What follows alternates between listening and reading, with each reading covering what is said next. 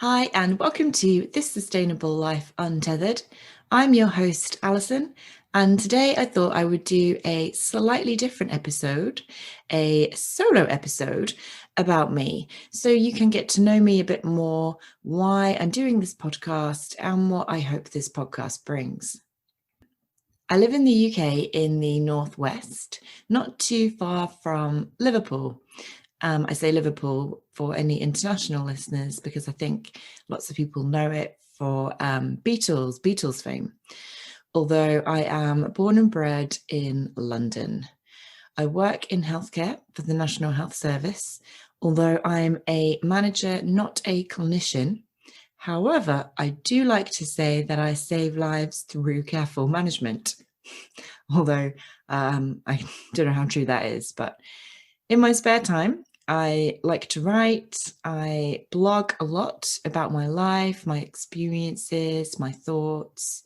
Actually, I am such an oversharer. I share way too much. So I write anonymously, which gives me freedom to say whatever is on my mind, whatever is in my heart. I make meditation videos. I'm very much into self-improvement, living your best life, living your happiest life, all of that jazz. And I think that my meditations are kind of more guided, more practical for certain situations, that I hope that they help people kind of in an immediate kind of nature. I do pole fitness, which is the most fun form of exercise ever. Honestly, like I used to struggle with going to the gym, found it pretty boring. But as soon as I swapped that horizontal barbell for a vertical pole, oh my God, it's so much better. Like exercise is a joy. And I like to say as well, because some people think that or have a stereotype around pole fitness and that you do it to dance for other people or to be, sexy for other people. And there is a part of that which is, fun, I guess, a bonus, and also being sexy for yourself. That's not to be underestimated. But really, what I like about it is I've found this real joy through movement and discipline and improving my strength, improving my flexibility, improving my elegance, and improving my creativity. And I never got that in a gym or actually with any other exercise. So that's really why I like pole fitness. What else about me? I have a dog. He's a little cockapoo called Louis, who is just joy and playfulness personified. And last but not least, I have the most amazing partner in life, Neil. We've been together for 11 years. Oh my God, a long time. But my life with him has been unbelievably, phenomenally, beautifully blissful. I'm sure you'll hear more about Neil if you listen to this podcast more, but really, I am the luckiest person to have the love that I share with Neil. And I guess this kind of brings me on to my next point, which is why I'm doing this podcast. When people talk about their mission in life or their calling, it gets a bit scary. I think to nail down and narrow down your existence and say, this is my thing that I do and who I am. And I don't know if I have that, but I found that I keep coming back to a few key concepts, and my decisions and my behavior in my life revolve around these concepts. And one of these concepts is joy. I want to give joy to other people. I'm very kind of playful, silly, try to be positive. And I also want other people to enjoy their life. I think that just by being born and being given life is the most incredible gift. We have literally won the lottery just by existing. And it makes me sad deeply sad when people are not able to celebrate the joy of life. And I totally get there are so many reasons why people cannot and do not. And we all go through phases and difficult patches, and, myself included, and some of which these things are inside our control and sometimes they're outside of our control.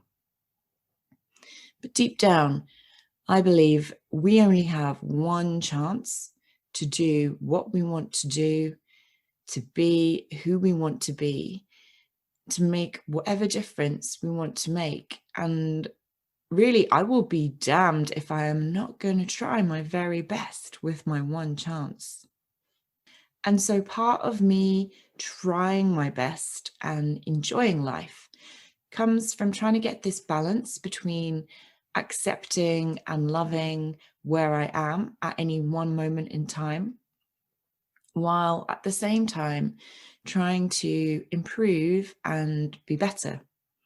And one of the reasons that I've called this podcast Untethered is because I believe that this journey to better comes through, and I say better, I mean whatever better means for you, but it comes through exploration. It comes from releasing yourself from the things that hold you back, releasing yourself from the beliefs that you hold that no longer serve you, releasing yourself from ideas that society told you, this is how to be, this is the right way to live. The poet William Blake uses the term in one of his poems, mind-forged manacles. And for me, untethered means releasing ourselves from these manacles. Or, alternatively, we might actually like the manacles. We might enjoy being in them. They might be good for us. But I think the default is, let's not have them as default, and let's have the exploration and the space to figure it out. I've been very lucky in that I've met some amazing people who have literally changed my life. They have showed me new ways of being and helped me to release and explore the tether of my own manacles. And if I can do that, even in the tiniest way, sow the seed for someone else or help them to explore their own manacles through this podcast, and in doing so, help them to enjoy their life more, then, well, that makes me very, very happy. And so the last concept I keep coming back to in my life is gratitude. A deep, unending, unspeakable gratitude that I have for everything I am, everything I've experienced, and everything I have, because I know that it didn't have to be this way. And were it not but for the grace of God, the luck of the universe, whatever, I could have been and would have been in a very different position and not had all the opportunities that I've been given. And part of my gratefulness is not just feeling grateful, it's now wanting to do something with that. It's wanting to give back, wanting to serve, wanting to make a difference. And so this is why I'm not just doing a conversational self-improvement type podcast. Well, I mean, I am, but there is a part two. It's self-improvement plus. And the part two is about the importance of the environment, the importance of sustainability. Because living this life that I live, no matter how good I am at helping others to enjoy their life more or doing whatever it gives me meaning, my living has an impact on the world. Your living has an impact on the world. Everyone's gift that they've been given, their living, has an impact on the world. And that impact, sadly, is negative. And the world is not able to stand up for itself and say, can you stop doing this, please? Like, I'm dying. I'm literally dying. And I'll do another episode about my own environmental journey. But for now, I'll just say that I am slowly waking up to this issue. The environment wasn't really on my radar until recently, until I met Josh. You can hear a little bit more about that in Joshua Spodek, episode 1. But I guess in wanting to give back, in wanting to give thanks, there is something positive and tangible that I can do straight away, which is reduce my human impact on the natural world. And if I can help and support others, my guests and my listeners, to do the same on their own environmental journey, then that is a wonderful, tangible, practical, actual way of giving back and giving thanks and making a difference. And if people see that as something that's meaningful to them and they find joy in helping the environment as well by living their own values, and the environment benefits as a result, then that makes me very happy. Woo! Deep, eh? Episode 4. We're getting deep. Well, anyway, that's a little bit about me. I hope you enjoyed it. I would love for you to let me know what you think.